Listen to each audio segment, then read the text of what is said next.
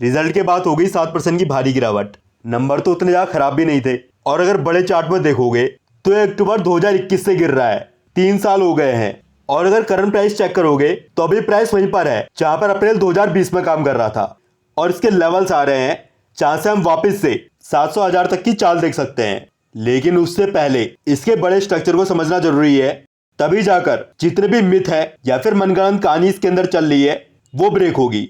वैसे मैंने इसे किसी वीडियो में एक्सप्लेन भी किया है, लेकिन एक बार और देख लेते हैं डिटेल में। 1999 में 40 पैसे के पास से इसके अंदर एक चाल की शुरुआत हुई और इसका हाई लगा है 2021 में 1000 रुपए के पास में। 22 सालों के अंदर स्टॉक 2500 गुने से ज्यादा हो गया। ये परसेंटेज नहीं, गुना है। और आप बोल रहे हो कंपनी खराब है। चलो यहां से छोड़ो, 2007 से पकड़ो, और अगर यहां से भी देखोगे तो यहां से भी स्टॉक 370 गुने से ज्यादा हुआ है। कितने सालों में? 14 सालों में। और ये भी छोड़ो, 2020 से देखो, यहां पर भी स्टॉक एक साल में 3.5 गुना हुआ है। और आप चाह रहे हो ऐसी धमाकेदार परफॉर्मेंस के बाद स्टॉक करेक्शन भी ना करे, तो ये तो गलत बात है। और अगर आप टॉप में ट्रैप हो गए हो तो फिर ये आपकी गलती है, आप बिना स्ट्रक्चर को समझे चढ़ गए। अब इससे आगे ध्यान से सुनना। अब इसके लेवल्स आने वाले हैं जहां से ऊपर की चाल या फिर एक बाउंस बन सकता है, जिसे हम छोटे टाइम फ्रेम में देखेंगे। लेकिन ऊपर की चाल को बहुत बारीकी से मॉनिटर करना पड़ेगा, क्योंकि अगर इसने जो चाल 1999 में शुरू करी थी, अगर उसकी करेक्शन शुरू कर दी है तो फिर ये इसी जोन के अंदर में 5-6 साल और निकाल देगा, और फिर प्राइस के अंदर भी बहुत बड़ी मार पड़ सकती है। एक बार मैं रिट्रेसमेंट लगाकर दिखा देता हूं। अभी प्राइस 14% के ऊपर है, और जहां पर भी प्राइस है वही इसका पहला सपोर्ट है। लेकिन अगर ये अपने बड़े टाइम फ्रेम की करेक्शन में एंटर कर गया है तो फिर ये आने वाले सालों में यहां से घूमता फिरता 23% या फिर 38% में भी आ सकता है।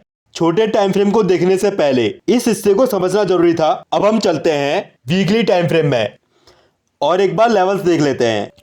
अभी आप देखोगे तो प्राइस 61% के नीचे है। अगर इसके ऊपर प्राइस आ जाता है तो फिर यहाँ पर जो भी लो लगा होगा वही हमारा एसएल हो जाएगा, और अगर लो ब्रेक नहीं होता है तो फिर हम यहां से 700 से लेकर 1000 तक की एक चाल देख सकते हैं। लेवल्स को ट्रेल करते हुए आगे बढ़ना है।